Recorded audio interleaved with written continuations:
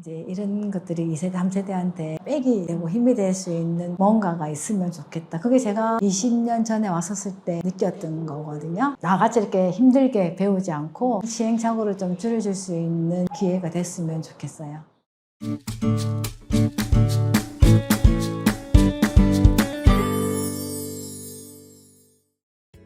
현재 호주에서 치과의사로 일하고 있는 손재령이라고 하고요.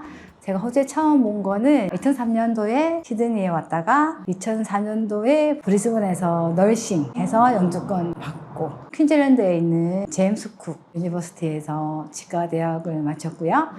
현재는 시드니 지역에 치과 3군데 하고 있고요. 지금 우리가 있는 데가 웨스트라이드고, 그리고 혼습이라는 지역이 있고, 이스트우드 이렇게 3군데예요. 한 군데는 시드니는 아닌데 센트럴 코스트에 병원 하나 있고, 네, 그렇게 병원을 운영하고 있습니다. 2003년에 시드니에서 어학연수를 왔다가 브리즈번에서 널싱 준비하면서 그때 대표님이 있었던 유학원에 제가 가게 됐었고, 그게 인연이 돼서 지금까지 알고 지내는 것 같네요. 시간 참 엄청 오래되셨네요. 네, 20년이 넘었네요. 처음 뵀을 때가. 네, 지인분을 이렇게 소개를 해주셨다고. 네, 호주 유학 준비하는 특히 치대, 의대 공부하는 친구들이 어디서 어떻게 시작해야 될지 모르겠다고 해서 소개시켜드리고, 그분 통해서 지금 호주에서 공부하고 있는 제가 아는 지인들이 몇 명 계는 것 같네요. 이번에도 UNSW 의대 합격을 해가지고. 네, 내년에 입학이라고 들었습니다. 맞습니다. 네. 한국에서 제가 간호사로 일을 하고 있었었는데 한 2, 3년 정도 일을 하면서 좀 더 넓은 세상에서 다른 일을 해보고 싶더라고 생각을 하게 됐고, 한국에서 다니는 대학병원을 그만두면서 영어권인 나라에 가서 영어 공부도 하고 싶고, 그렇게 이제 생각을 하다가 치과대학을 외국으로 가야 되겠다. 사실 독일도 알아보다가 결국에는 호주를 선택하게 됐던 게, 저는 개인적으로 날씨, 영어권이면서 날씨도 좋고 그런 계기로 시드니를 오게 됐어요. 제가 한국에서 간호사 경력이 병원에서의 경험이 많이 도움이 됐고, 여기 와서 이제 대학을 마치고 시골에서 일을 하다가 진료의 질이나 폭을 높이기 위해서 시드니를 오다 보니까 시드니에서 결국에는 오픈을 하게 되었거든요.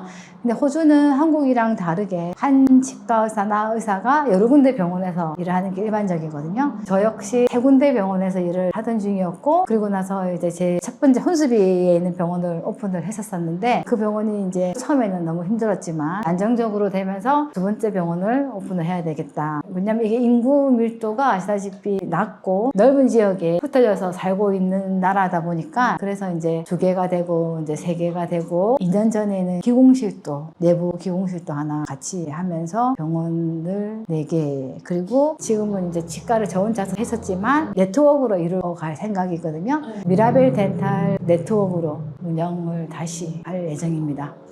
다른 치과랑 같이 파트너십으로 하는. 네네, 그 브랜치에 따라서 직영인 곳도 있을 거고 파트너십도 있을 거고, 네트워크로 같이 환자를 보면서 케이스 스터디도 하고 같이 일하면서 같이 공부하면서 할 수 있는 네트워크를 만들 준비 중입니다. 굿모닝 덴탈 클리닉으로 시작을 했는데 미라벨 덴탈 클리닉으로. 네.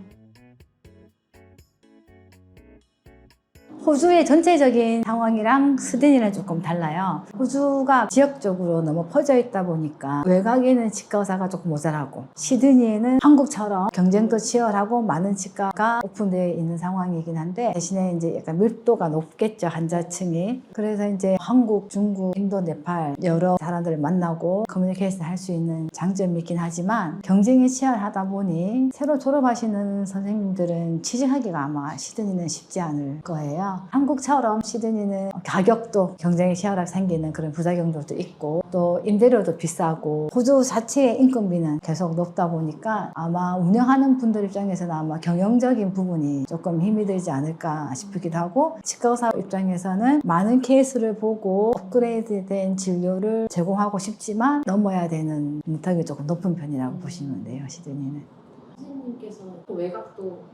네, 외곽에 있기 때문에 그렇다고 제가 퀄리티를 포기할 수는 없잖아요. 우리끼리 그래요. 치과는 장비빨이라고 할 정도로 제가 사실 또 서슴지 않고 장비에 투자를 많이 하는 편인데 그래서 요즘에 나오는 이런 3D든 디지털 플로어를 이용해서 근거리뿐만 아니라 장거리에 있는 환자한테도 같은 진료 퀄리티를 제공하기 위해서 지금 많이 애쓰고 있는 중이에요. 이 기계 되게 멋있는데. 그렇죠. 이게 네. 한국 회사 제품이에요. 웨이페이스 6개의 카메라가 장착이 되어 있는데 동시에 사진을 찍어서 스마일 디자인을 할 수 있는, 물론 소프트웨어는 좀 더 복잡하기는 한데 심리적인 치료를 할 때 쓰는 장비 중에 하나고요. 이 외에도 12CT 인트라오럴 스캐너, 요즘 대세에 맞게끔 3D 플로어를 할 수 있는 솔루션을 만들고 있어요. 가장 큰 차이는 제가 이제 한국에서 원장님들이 하시는 거 보면은 저희는 99% 예약제로 하고 있고요. 그리고 치과의사가 1대1의 진료를 하게끔 프라이빗 룸으로 다 각 방으로 진료를 보고 있고요. 한국은 제가 봤을 때 여러 명의 환자를 하루에 많이 보셔야 되는 것 같아요. 돈을 누가 더 많이 벌고 잘 벌고는 그것까지 잘 모르겠고, 수가를 봤었을 때는 한국보다 호주가 아주 치료비는 높은 상태이지만 인건비나 물가 자체가 다르기 때문에 1대1로 비교하기는 어렵지 않을까 싶지만, 여기서는 파트타임으로 일을 하는 선생님도 많고 자기 생활과 밸런스를 맞춰서 일을 할 수 있는 장점은 있는 것 같고요. 그리고 시드니는 경쟁이 치열해서 어렵지만 전체적인 호주로 봤을 때는 제가 볼 때는 치과 원장님들이 즐겁게 많이 보고 일을 할 수 있는 환경이 아닐까. 단점은 제 개인적으로는 세미나를 통해서 저희가 공부를 해야 되는 부분이 많은데 시원하게 배우고 싶은 열정이 많은데 조금 아쉬운 부분이 있어요. 세계적으로 요즘은 다들 세미나를 많이들 다니시니까 한국도 저희도 많이 가고, 오늘도 네, 한국에 심포지엄이 있어서 갔다 왔는데 제가 원하는 네트워크에서 그런 교육까지 같이 하려고 노력 중입니다. 초봉이 여기는 주에 따라서 너무 차이가 큰데 평균적으로 봤을 때는 월급을 받는다면 1년에 10만 불 정도이지 않을까. 외곽으로 간다면 더 받을 수도 있고, 시드니에서는 월급으로 취직하기가 힘드실 거예요. 그리고 여기 한국이랑 가장 큰 차이점은 월급제가 아닌 커미션으로 일을 한 거에, 빌링한 거에 몇 %를 받는 구조이기 때문에 일을 하면, 많이 하면 돈을 많이 벌 수 있고 작게 일하면 적게 가져가는 점이 있어서, 제가 말씀드린 초봉은 아마 1년차, 2년차 선생님들이 연봉을 얘기 드린 거고, 시드니에서는 아마 3년차 이상이 넘지 않으면 취직이 조금 어려운 걸로 알고 있어요.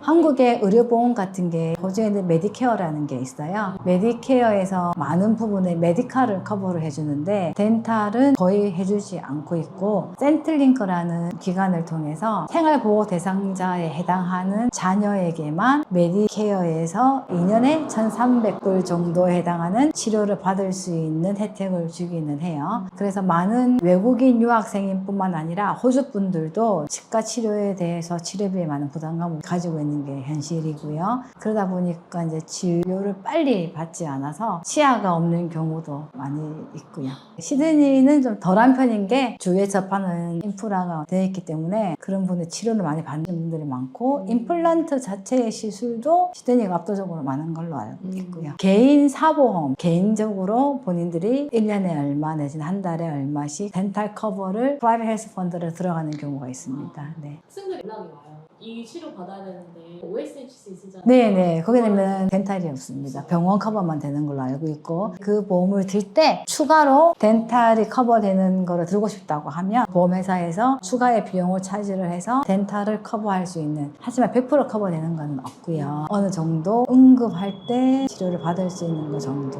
평소에 양치 잘하고 치질 잘하시고. 치즈 잘하시면 돼요. 네. 제가 2003년도에 호주에 와서 랭귀지를 다니면서 치과 의사가 되기까지 사실 쉬어본 적이 없는 것 같기는 해요. 보시다시피 병원을 3군데를 일을 하면서 주 6일을 일하고 있으니까 지난 2년 동안은 특히나 치과 네트워크를 만든다고 워나벨하고 조금 거리가 먼 삶을 살고 있기는 한데, 앞으로는 이제 셋업이 되고 네트워크 치과를 시작을 하니까 워나벨을 좀 가지려고 노력하고 있는 중이에요. 대단하세요. 원래 이렇게 일을 좋아하시는 그런 것 같아요. 네. 공부하거나 일하거나 였던 것 같고요. 지금도 일 때문에 여러 나라로 다니기는 하는데 여행을 가본 기억이 별로 없고, 있고요. 그렇게 지냈던가요? 좀 빠른 은퇴를 꿈꾸고 있습니다. 다던가 그러니까 어떤 스텝을 밟아서 이제 네, 지금은 이제 치과 의사로서 일을 하는 거 더하기 향후로는 이 네트워크 치과를 빨리 잘 셋업을 해서 젊은 원장님들하고 같이 일을 하면서 노하우를 같이 공유를 하고 공부도 같이 하고 또 멘토링을 해줄 수 있는 병원 네트워크를 더 크게 늘리고 싶고 한국 기업들이 많이 시드니에 진출해 있어요. 이분들하고도 협업을 해서 호주의 덴탈 커뮤니티에 컨트리뷰션을 할 수 있는 한국 치과 쇼텀으로는 그런 일도 하고 싶고요. 그리고 좀 5년, 10년 뒤에 내가 잘 매니지가 되면 더 젊은 원장 선생님들한테 더 편하게 한국의 기술들 수준이 굉장히 높은 걸로 제가 경험을 해보니까 그렇더라고요. 그래서 그거를 나같이 이렇게 힘들게 배우지 않고 멘토링을 통해서 그 선생님들한테 기술을 익히고 공부를 할 수 있는 걸 만들었으면 좋겠어요. 여기에서 영어를 더 편하게 쓰지만 한국에 뿌리가 있는 분들도 뭐 저를 포함해서 많으니 이런 것들이 2세대, 3세대한테 백이 되고 힘이 될 수 있는 뭔가가 있으면 좋겠다. 그게 제가 20년 전에 왔었을 때 느꼈던 거거든요. 힘들고 안 살아먹고 맨 땅에 헤딩하면서 살았었는데 그런 시행착오를 좀 줄여줄 수 있는 기회가 됐으면 좋겠어요. 너무 멋있어요. 아니에요. 감동받았습니다. 언어가 다른 곳에서 와서 치과 의사가 된다는 게 절대 쉬운 일은 아니지만 너무 쉬우면 재미없잖아요. 너무나 뻔한 이야기인데 제가 겪어보니까 실패하지 않고 성공할 수는 없었던 것 같고 저만큼 시험 많이 치고 많이 떨어지고 돌아왔던 사람이 있을까 싶을 정도로 저도 많이 힘들었었는데 젊은 친구들을 제가 보면은 저보다 훨씬 더 기회가 많고 저보다 훨씬 더 머리도 좋고 잘 하시는 분들이 많으세요. 그래서 포기하지 말고 끝까지 열심히 했으면 좋겠고 진심으로 본인이 원하는 거라면 누구가 하라고 해서가 아니라 진심 어린 마음이 있다면 통하지 않을까 싶습니다.